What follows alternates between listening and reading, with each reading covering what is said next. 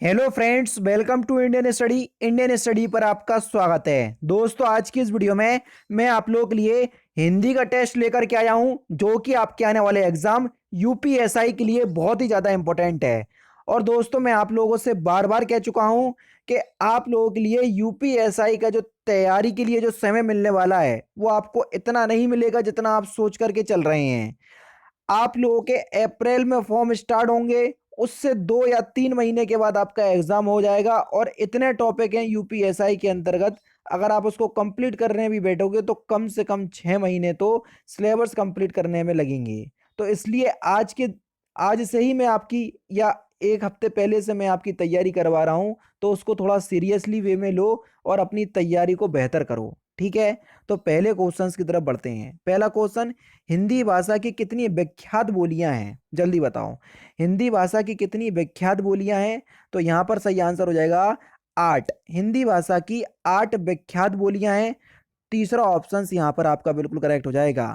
हिंदी भाषा का प्रथम प्रमाणिक ग्रंथ कौन सा है? Important questions. हिंदी भाषा का प्रथम प्रमाणिक ग्रंथ कौन सा है? तो आपका सही आंसर हो जाएगा पृथ्वीराज रासो। हिंदी भाषा का प्रथम प्रमाणिक ग्रंथ पृथ्वीराज रासो है। इसकी रचना आप सभी लोग जानते हैं, चंद्रवरदाई द्वारा रचित है ये महाकाव्य। और पृथ्वीराज चौहान के जीवन चरित्र का वर्णन इसमें बताया गया है। नेक्स्ट क्वेश्चन से आपका, कि निम्नलिखित में से कौन सा हिंदी साहित्य का काल विभाजन नहीं है? जल्दी बताओ। आधुनिक काल होता है, भक्ति काल ये भी होता है, रीति काल ये भी होता है, संयुक्त काल। संयुक्त काल आपको थोड़ी ना देखने को मिलेगा। हिंदी साहित्य आदि काल आप सभी लोग जानते होंगे 650 से 1350 के बीच चला था। उसके बाद आ जाता है आपका भक्ति काल, जो कि 1350 से 1650 के बीच चला था। फिर आ जाता है आपका आधुनिक काल, जिसको हम उत्तर मध्य काल, जो कि 1650 से 1850 के बीच चला था। फिर आधुनिक काल 1850 से अभी तक चल रहा है। तो ये सारे काल मैंने आपको बता दिए। क्रिया पूरक व्याकरणीय कोटि चिन्हित कीजिए। क्रिया पूरक व्याकरणीय कोटि चिन्हित करना है, तो सही आंसर हो जाएगा कारक। क्रिया परक या क्रिया पूरक व्याकरणीय कोटि कारक है। व्याकरण की वह कोटि जिसमें क्रिया निहित हो, कारक कहलाती है। कारक का शाब्दिक अर्थ आप सभी लोग जानते हैं, करने वाला या क्रिया को पूरी तरह से करने में किसी न किसी भूमिका को निभाने वाला। तो इस तरीके से आपको पता चल जाएगा। निम्नलिखित में से कौन सा कर्मवाच्य दर्शाता है? जल्दी बताओ, कौन सा एग्जाम्पल जो है कर्मवाच्य दर्शाता है? जिस वाक्य में कर्म की प्रधानता होती है वहां कर्मवाच्य होता है। जल्दी बताओ कि कौन सा सही आंसर हो जाएगा। मजदूरों द्वारा पेड़ काटा गया, यहाँ पर पहला ही ऑप्शन जो है वो आपका बिल्कुल क्या हो जाएगा, करेक्ट हो जाएगा। ये कर्मवाच्य का उदाहरण है। मूल अकर्मक धातुओं के साथ प्रत्यय जोड़कर बनाई गई क्रिया धातुएं क्या कहलाती हैं? मूल अकर्मक धातुओं के साथ क्रिया जोड़कर बनाई गई क्रिया धातुएं क्या कहलाती हैं? तो सही आंसर हो जाएगा सर साधित सकर्मक धातुएं। या इस क्वेश्चन का तीसरा ऑप्शन जो है वो आपका बिल्कुल क्या हो जाएगा, करेक्ट हो जाएगा। क्रिया के मूल रूप को धातु कहते हैं, बता चुका हूं कई बार। धातुएं अकर्मक एवं सकर्मक दो प्रकार की होती हैं। मूल अकर्मक धातुओं में प्रत्यय जोड़कर सकर्मक एवं प्रेरणार्थक धातुएं बनाई जाती हैं, यहाँ पर जो आपसे पूछा गया था। ठीक है, और मैं आपको बता दूं, यहाँ पर साधित सकर्मक धातु दिया गया है, अतः यही जो है वो आपका आंसर होगा। नेक्स्ट क्वेश्चन से आपका, कि सारंग ले सारंग चल कई सारंग की ओट, सारंग छीनो पाई के सारंग कई गई गोट। तो यहां पर आपको बताना है कौन सा अलंकार है। तो आपका सही आंसर क्या हो जाएगा, यहाँ पर यमक अलंकार होगा। जब एक शब्द की आवृत्ति आती है, अधिक बार हो और उनके अर्थ जो हैं वो अलग अलग हों, तो वहां पर यमक अलंकार होता है सर। जुगुप्सा रस का स्थायी भाव आपको बताना है। जुगुप्सा का स्थायी भाव आपको बताना है। तो यहाँ पर आपका जुगुप्सा रस का स्थायी भाव क्या हो जाएगा, बीवस। यानी कि इस क्वेश्चन का तीसरा ऑप्शन आपका बिल्कुल करेक्ट हो जाएगा। बीवस रस का स्थायी भाव जुगुप्सा होता है, इस बात को ध्यान रखना। निम्नलिखित में से कौन सा छंद का प्रकार नहीं है? चौपाई छंद होता है, प्रत्येक चरण में 16 मात्राएं। दोहा छंद होता है, पहले तीसरे में 13 13, दूसरे चौथे में 11 11। सोठा दोहा का उल्टा होता है, ये भी छंद होता है। दृष्टांत सर ये एक अलंकार का उदाहरण है, ना कि छंद का। तो यहाँ पर पहला ऑप्शन करेक्ट होगा। नेक्स्ट क्वेश्चन, दीर्घ संधि, गुण संधि, वृद्धि संधि, यड़ संधि व अयादि संधि के किस मूल भेद के अंतर्गत आती हैं? जल्दी बताओ, ये सभी किसके अंतर्गत आती हैं? तो सही आंसर हो जाएगा आपका स्वर संधि। दो वर्णों के मेल में जो परिवर्तन होता है वह संधि कहलाती है, और संधि के पहले वर्ण के आधार पर इसे तीन भागों में बांटा गया है: स्वर संधि, व्यंजन संधि, विसर्ग संधि।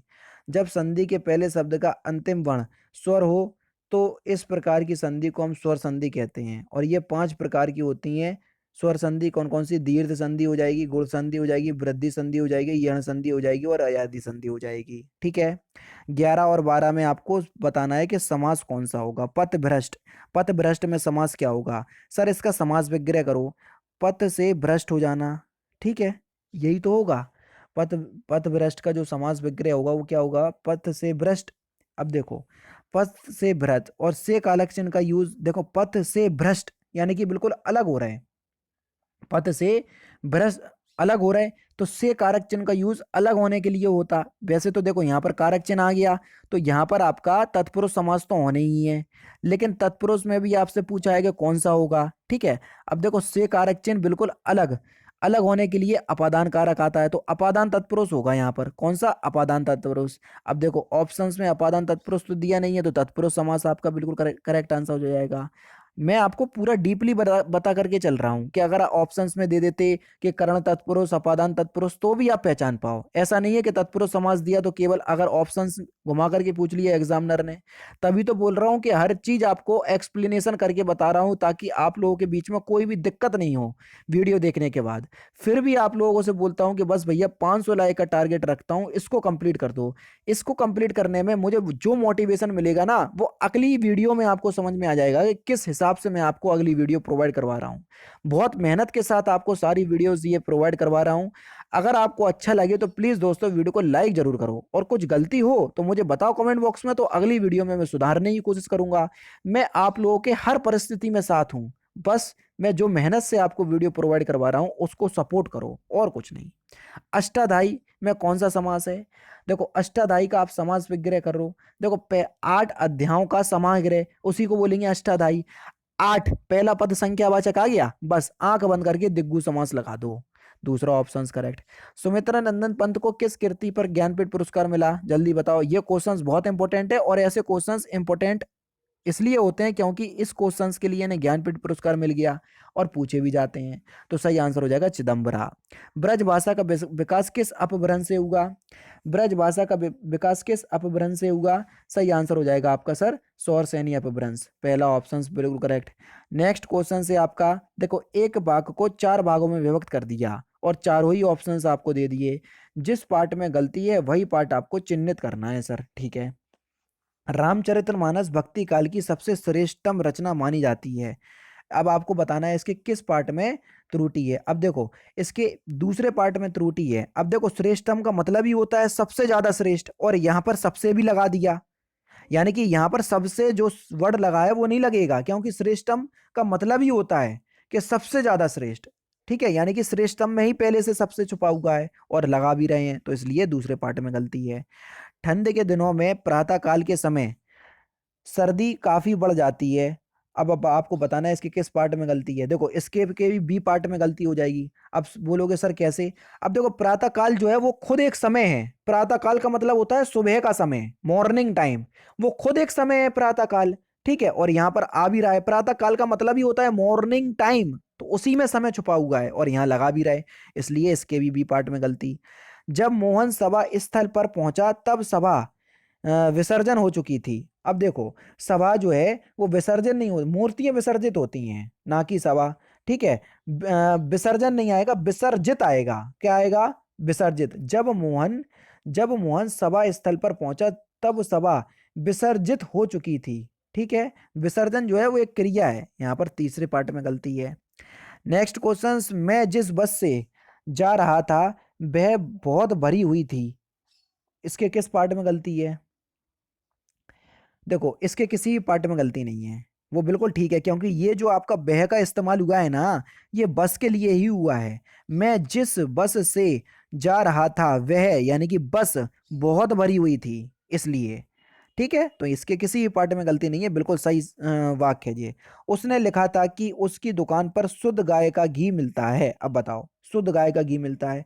गाय का शुद्ध घी मिलता है, ये होएगा आपका सही। शुद्ध गाय का, शुद्ध गाय का उसमें कोई क्वालिटी होती है, तो यहाँ पर दूसरे पार्ट में गलती है। ठीक है, यहाँ पर वाक्यांशों के लिए एक शब्द बताना है सर।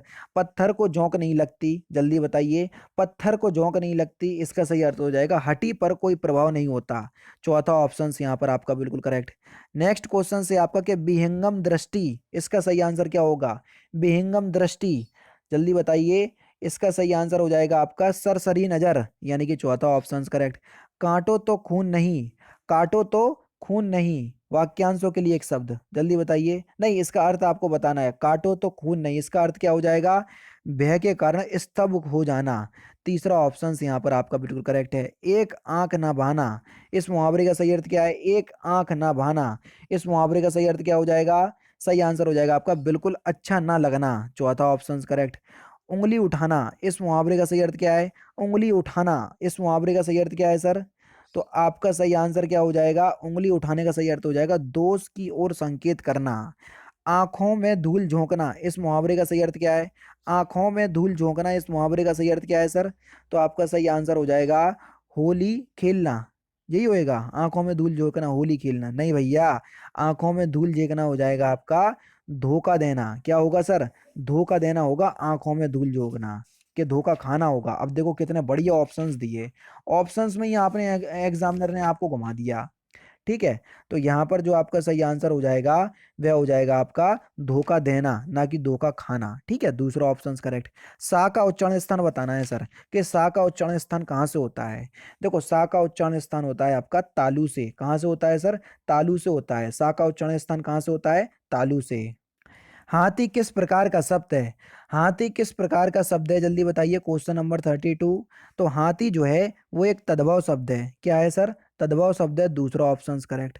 पुजारी, पुजारी भगवान पीताम्बरा की पूजा कर रहा है। यहाँ पीताम्बरा शब्द में समास आपको बताना है। पीताम्बरा नहीं, पीताम्बर। पीताम्बर शब्द में आपको क्या बताना है सर? समास बताना है। जल्दी बताइए कि पीताम्बर शब्द में कौन सा समास होगा।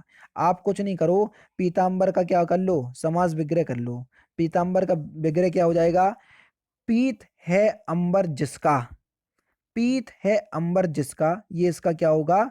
पीताम्बर का समास विग्रह। और पीत अंबर किसका है? विष्णु जी का। किसका? विष्णु जी का। भगवान का नाम आ गया। 50 बार बोला भगवान का नाम आ जाए, आंख बंद करके दोस्तों बहुब्रीहि समास लगा देना। ठीक है, और बहुब्रीहि ऑप्शंस में नहीं होता तो आप पीताम्बर में कर्मधारय समास फिर लगा सकते थे, लेकिन जब ऑप्शंस में नहीं होता तब की बोल रहा हूं मैं, इस बात को भी ध्यान रखना। नेक्स्ट क्वेश्चंस, भारत जैसे। अब देखो यहाँ पर क्या करा, एक वाक्य को इनने तोड़ दिया और उल्टे सीधे जो है वाक्य लगा दिए। आपको बिल्कुल सही अरेंज करना है और आपको बताना है कि इसका सही आंसर क्या होगा। सही क्रम, भारत जैसे अधिक जनसंख्या वाले, यानी कि ला वाला पहले आएगा। कौन से ऑप्शंस में आ रहा? दो ऑप्शंस में आ रहा। भारत जैसे अधिक जनसंख्या वाले देशों के लिए, यानी कि फिर या आएगा। ला और या किस में आ रहा? पहले ऑप्शंस में आ रहा। अब हम पूरा पढ़ करके बता दे रहे। भारत जैसे अधिक जनसंख्या वाले देशों के लिए कुटीर उद्योग अत्यंत उपयोगी सिद्ध हो सकता है। तो यहाँ पर आपका पहला option correct. Next question, Hindi आकृति की दृष्टि से निम्नलिखित में से किस प्रकार की भाषा है? हिंदी आकृति की दृष्टि से निम्नलिखित में से किस प्रकार की भाषा है? तो आपका सही आंसर हो जाएगा श्लिष्ट योगात्मक भाषा। सर तीसरा ऑप्शन यहाँ पर आपका बिल्कुल करेक्ट हो जाएगा। नेक्स्ट क्वेश्चंस, भाषा विज्ञान की दृष्टि से बड़ा ऊ किस प्रकार का स्वर है? बड़ा ऊ किस प्रकार का स्वर है भाषा विज्ञान की दृष्टि से? तो आपका सही आंसर हो जाएगा पश्च संवृत स्वर। भाषा विज्ञान की दृष्टि से जिन स्वरों के उच्चारण में जीभ का पश्च भाग, यानी कि पीछे वाला भाग कार्य करता है, उसे पश्च स्वर कहते हैं। जैसे बड़ा आ, छोटा ऊ, बड़ा ऊ, ओ से औ, ये सभी जो हैं पश्च स्वर संवृत कहलाते हैं। यानी कि इस क्वेश्चन का तीसरा चौथा ऑप्शन करेक्ट। छत्तीसगढ़ी किस भाषा की बोली है? छत्तीसगढ़ी किस भाषा की बोली है? तो आपका सही आंसर हो जाएगा सर पूर्वी हिंदी। छत्तीसगढ़ी हो गया, बघेली हो गया, अवधी हो गया, ये सभी जो हैं पूर्वी हिंदी की उपभाषा हैं, इसको भी ध्यान रखना। निम्नलिखित में से कौन सा प्रत्यय हिंदी भाषा में बहुवचन के रूप में जाना जाता है? जल्दी बताओ, कौन सा प्रत्यय हिंदी भाषा में बहुवचन के लिए जाना जाता है? तो सही आंसर हो जाएगा ओ, यानी कि पहला ही ऑप्शन से यहाँ पर आपका बिल्कुल क्या हो जाएगा, करेक्ट हो जाएगा।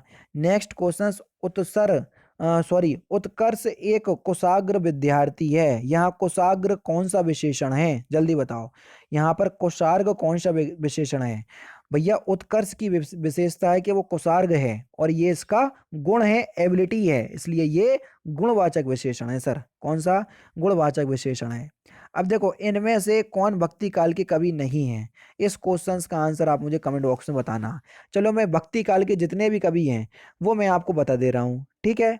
और कौन सा भक्ति काल का कवि नहीं है, इस क्वेश्चन का आंसर आप मुझे कमेंट बॉक्स में जरूर से, मैं नहीं बता रहा क्योंकि बहुत कम कवि है, इस क्वेश्चन का आंसर आप ही बताओगे, ठीक है?